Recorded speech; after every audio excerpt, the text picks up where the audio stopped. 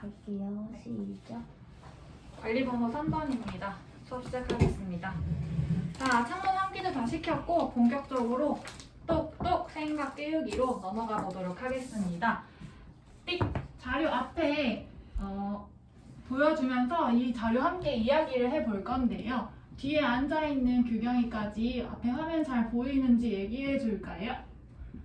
네, 좋아요. 규경이 화면 잘 보인다고 하니까 앞에 다른 친구들도 잘 보인다고 생각을 하고 계속 수업 진행하도록 하겠습니다. 자료 1, 앞에 화면 자료 1을 보면 코로나 전에 정말 많이 보았던 화면일 텐데 요즘은 많이 못 봤을 거예요. 다시 이제 좀 코로나가 풀리면서 최근에는 또 다시 보게 되긴 했을 텐데 선생님이 이 자료를 보여주는 이유는 무엇일까요? 우리 태환이가 한번 얘기해 볼까요? 맞아요. 예매할 때 정보를 입력하고 이렇게 출력하는 과정이 나타나기 때문에 선생님이 이 자료를 보여주는 것 같아요. 우리 태환이가 미리 예습을 좀 해온 것 같네요. 그러면 쭉 보게 되면 그럼 이런 예매 프로그램이 만약에 없다라고 가정이 되면 어떤 일이 벌어지게 될까요? 왜 필요한 걸까요? 이런 예매 프로그램은 우리 성된 우리가 한번 얘기를 해볼게요. 네, 맞아요. 그렇죠. 사람들이 이 프로그램이 없다라고 하면 일일이 수기로 입력해야 하고 시간이 오래 걸리고 또 직접 그 장소에 가야 하고 이러한 다양한 문제점들이 있을 것 같다라고 이야기를 해주고 있네요. 그럼 이 프로그램이 있다라고 하면 지금 우리가 얘기해준 것과 반대에 되는 상황이 이루어지겠죠? 시간도 좀 적게 걸리고 직접 가지 않아도 되고 조금 더 간편하게 실생활이 좀 편리해질 수 있다라는 것으로 이게 이 예매 프로그램이 필요하다라고 볼 수 있을 것 같습니다. 자, 이렇게 우리가 입출력이 왜 프로그램에 활용되어야 되는지 간단하게 살펴보았고 학습 목표 잠깐 읽어보면서 우리 오늘 어떤 학습 목표를 가지고 길을 찾아가야 하는지 살펴보도록 하겠습니다. 자, 쑥쑥 생각 키우기 시간으로 생각 키우기 두 번째 시간입니다. 앞에서 우리 파일 입출력에 대해서 간단하게 원리에 대해서 설명을 해보았는데요. 두 번째로는 표준 입출력에 대해서 살펴보도록 하겠습니다.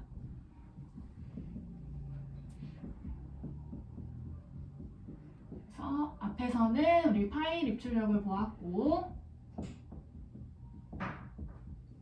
두 번째로 표준 입출력을 볼게요.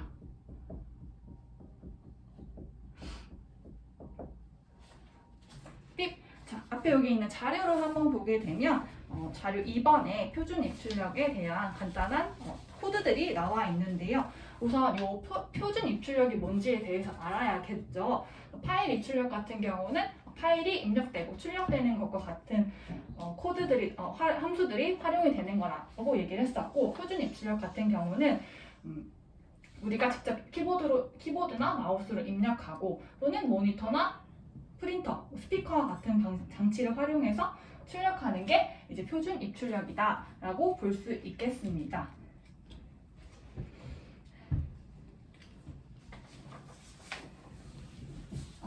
방금 선생님이 설명한 부분에서 입력 장치에 대해서 쑥 하고 지나갔는데 방금 선생님이 어떤 입력 장치들을 얘기했는지 얘기해볼 친구 있을까요? 얘기해볼 학생 있을까요? 좋아요. 우리 점칸이 지금 손을 들었는데 점칸이 한번 얘기해 봅시다. 맞아요. 잘 듣고 있었나 봐요. 입력 장치로는 키보드, 마우스 이런 것들을 얘기해 줬습니다. 선생님이. 그럼 출력 장치로는 무엇이었는지 한번 영환이가 한번 얘기해 볼까요? 출력 장치로는 모니터, 프린터 이런 것들이 있을 수 있습니다. 그래서 이런 장치들이 있다라는 것을 알아두고 이런 장치들을 원활하게 활용하기 위해서는 이 코드들이 이제 필요하게 될 거예요. 이 코드들을 하나씩 한번 살펴보도록 하겠습니다.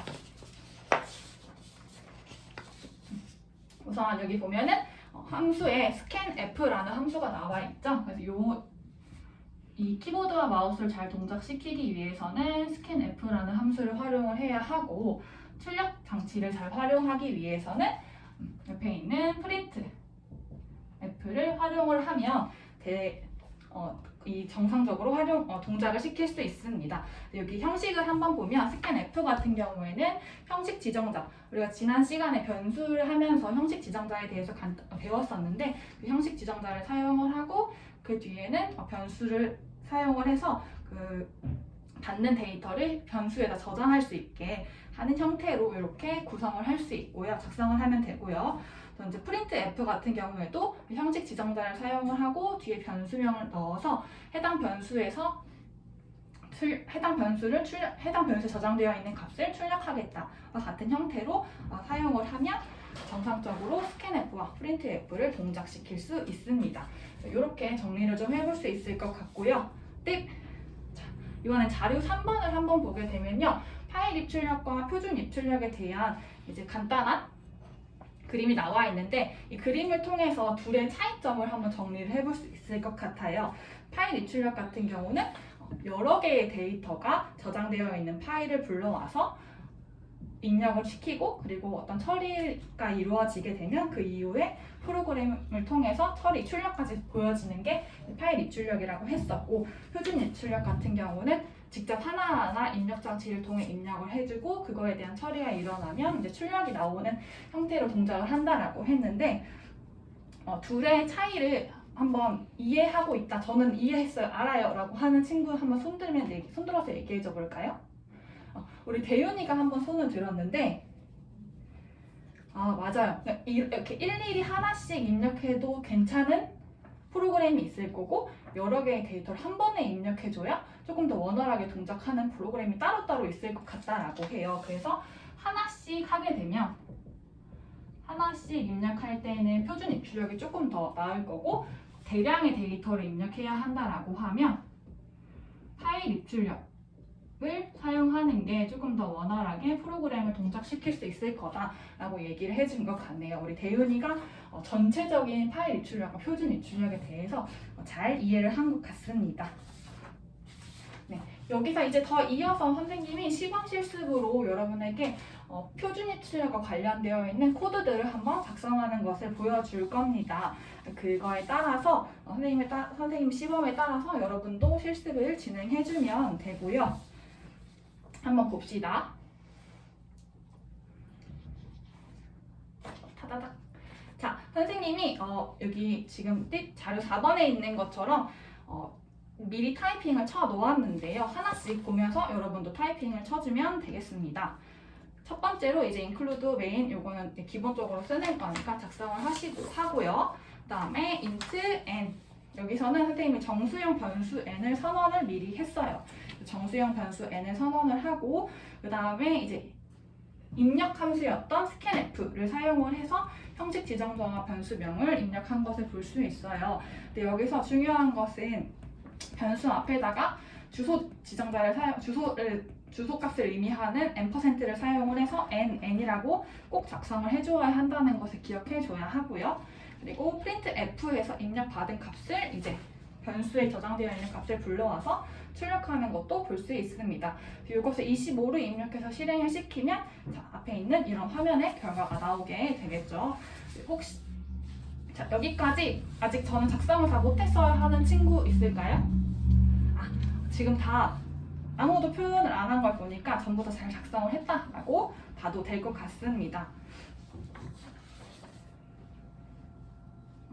그러면 우리 자료 5 선생님이 나눠준 활동지를 통해서 다른 이제 프로그램도 작성을 해볼 건데 두 가지의 문제가 제공이 되어 있으니까 그 두 가지 문제를 한번 작성해 보도록 하겠습니다.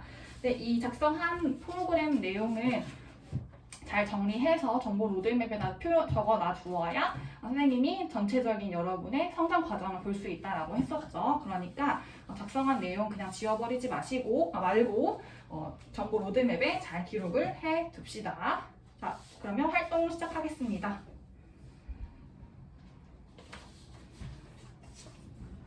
자, 우리 거 한번 봐볼까?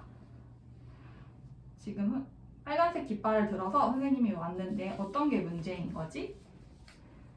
실행이 실습한 대로 똑같이 썼는데 실행이 안 된다고. 우리 선생님이랑 앞에서 실습했던 거는 정수값의 키보드를 입력받아서 프로그램을 출력하는 거였는데 문제가 뭐였는지 한 번 더 확인해 볼까?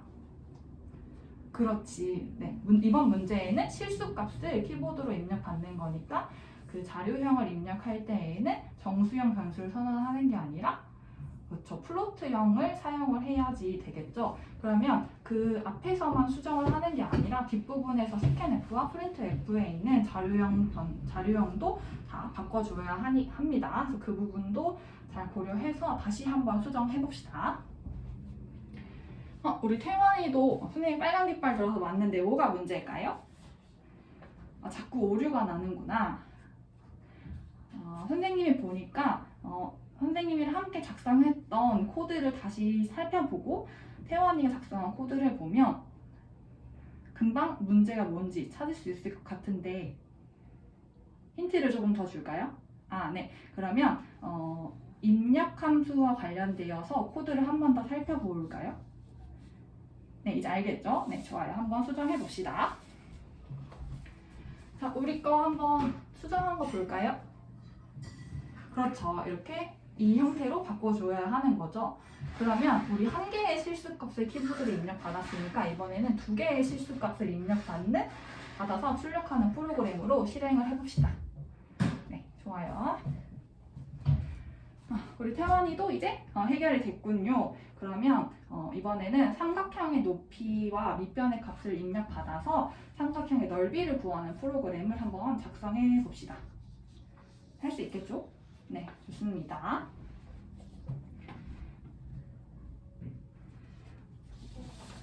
자, 지금 이제 깃발 상태를 보니까 다 초록색 깃발을 들고 있어서 앞에 있는 활동지들 다 잘 수행을 한 것 같습니다. 그러면 이제 생각 나누기 시간으로 넘어가서 여러분이 작성한 내용을, 활동한 내용을 한번 발표하는 시간을 가져보겠습니다. 다른 친구들이 발표할 때에는 그렇죠. 동료평가를 진행을 해야 합니다. 동료평가를 통해서 자기가 했던 부분에 대해서도 한번 되돌아보는 시간을 가질게요. 일단 우리가 지금 문제 1번을 발표하겠다고 손을 들고 있으니까 우리가 작성한 내용 한번 같이 보도록 할게요. 우리가 지금